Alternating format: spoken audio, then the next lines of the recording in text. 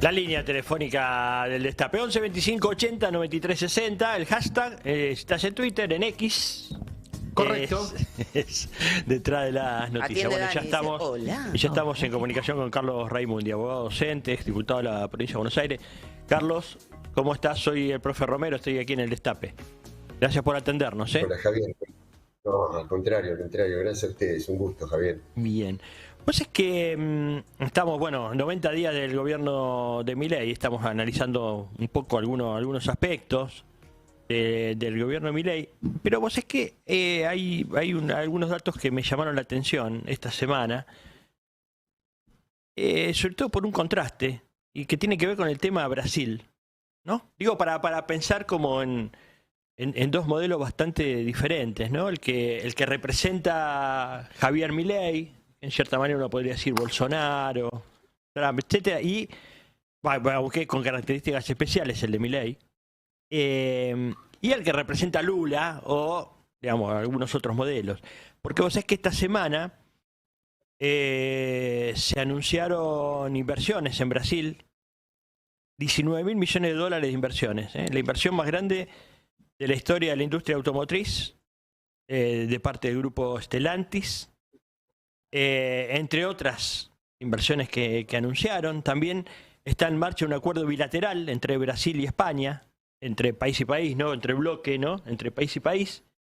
Dice que era un acuerdo que podía haber hecho con Argentina, pero no habla con... no hay diálogo. Milei no habla con otros presidentes, ¿no? Que no sean ni Trump, ni el gobierno de Gran Bretaña, Israel o Estados Unidos, no habla. Entonces...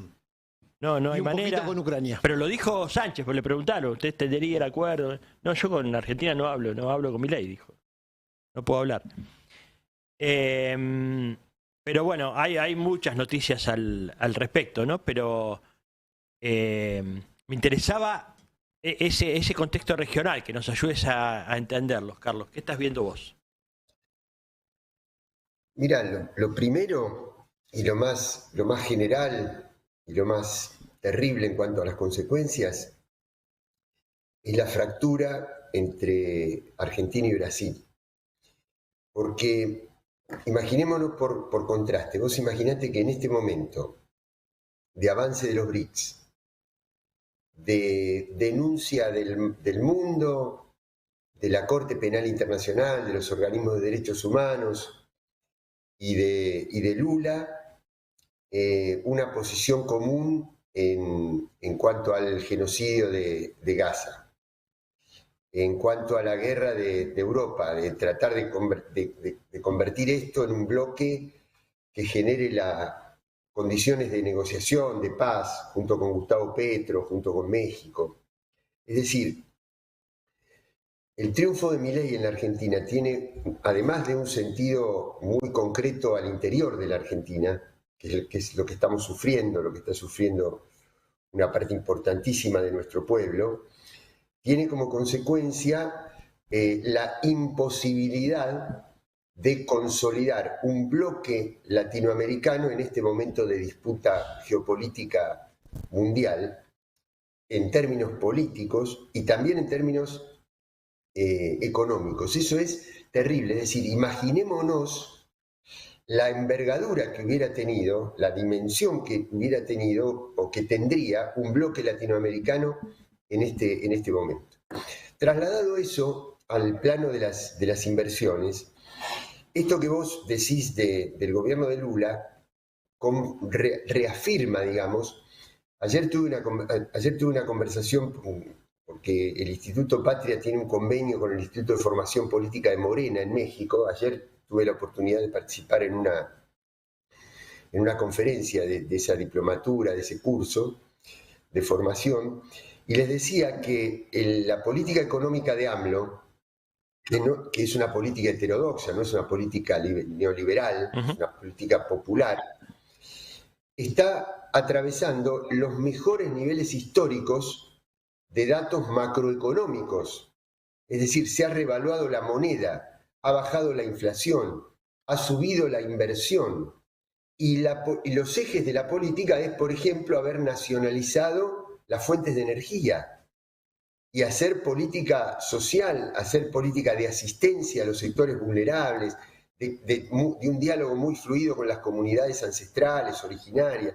Quiere decir, y ahora esto que vos decís de Lula confirma que cuando vos haces una buena política social y económica interna con un Estado presente que regula, que impulsa a las fuerzas dinámicas del mercado interno en países fuertes como los nuestros, perfectamente vos podés tener todas las inversiones.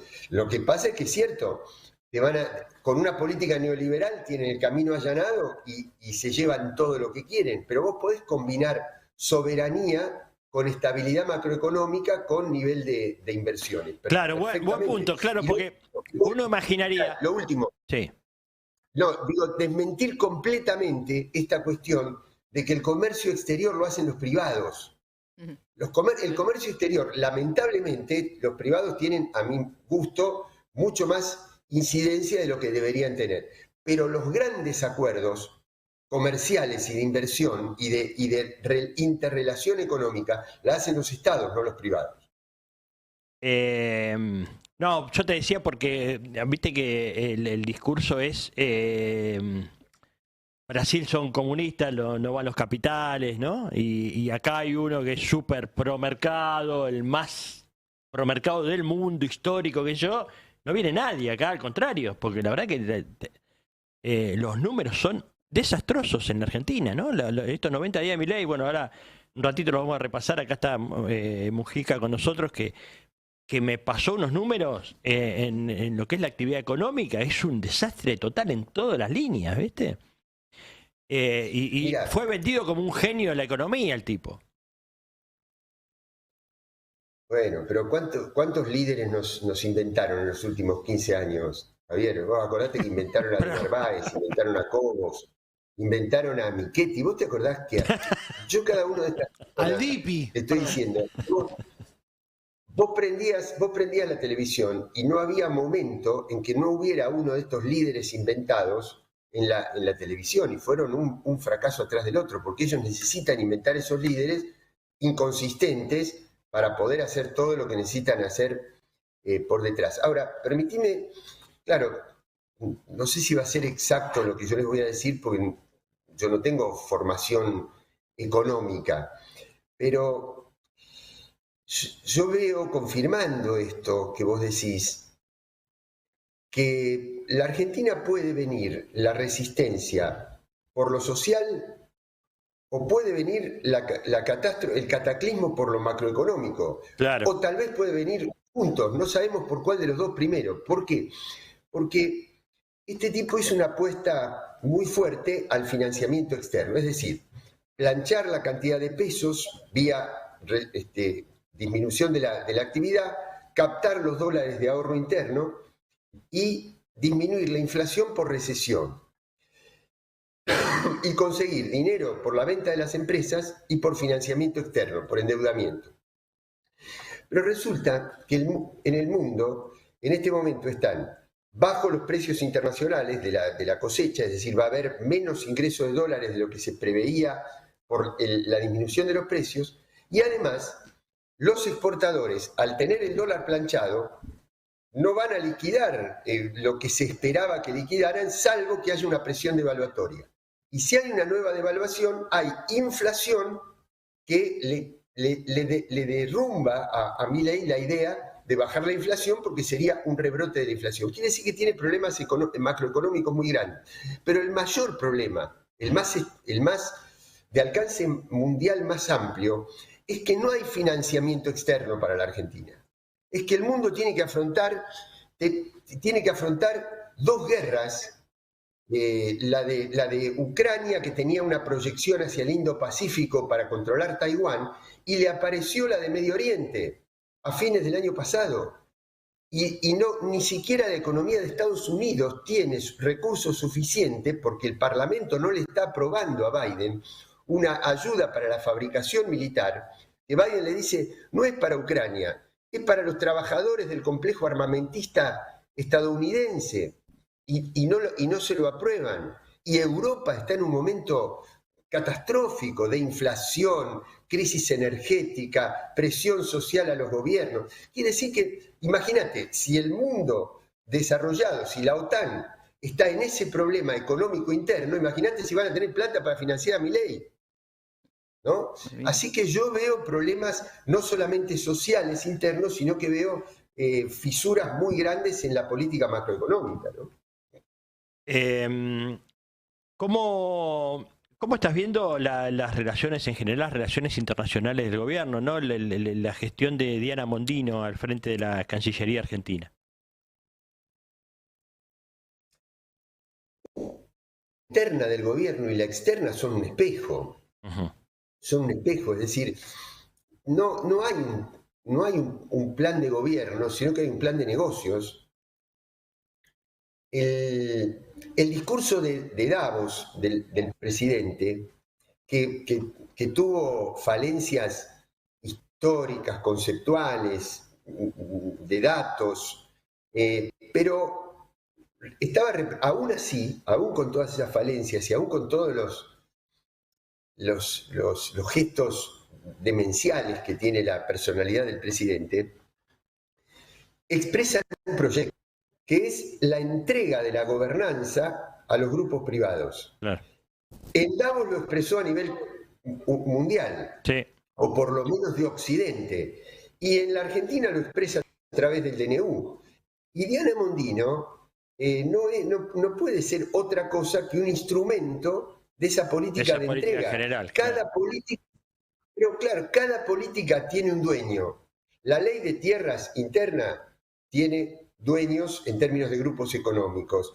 La venta de las empresas de energía tiene otro, y así sucesivamente, ¿no? La entrega del sistema de salud a los laboratorios es un plan de negocio privado que implica que forma parte de un plan mundial, o mejor dicho, no mundial, sino occidental, que es la entrega a los grandes monopolios. Porque, termino con esta reflexión. En este momento el mundo depende de 5 o 6 grandes fortunas que manejan sistemas y grandes servidores digitales, ¿no?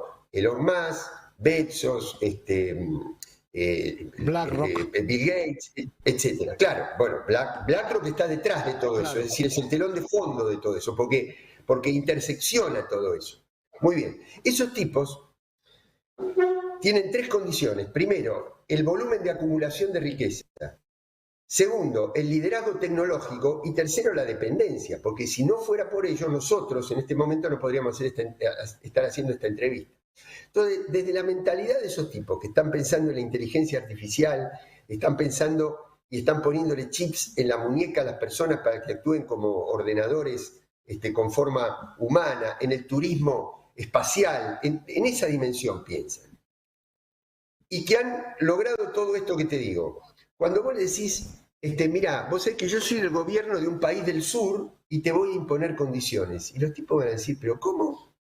A mí me va a imponer condiciones el gobierno de la Argentina, el gobierno de Chile, el gobierno de Colombia, el gobierno de... Por eso hay que actuar en grandes bloques. Y por eso la fisura del bloque latinoamericano, es con grave. El triunfo de distanciándonos es estratégica. Es estratégica. Carlos, gracias. Te mandamos un gran abrazo. Contrario. Y nos volvemos a encontrar. Carlos Raimundi, es diputado, bueno, es representante argentino entre organismos internacionales. Nos ayuda a entender un poco clarísimo. El contexto. 10:42. AM 1070.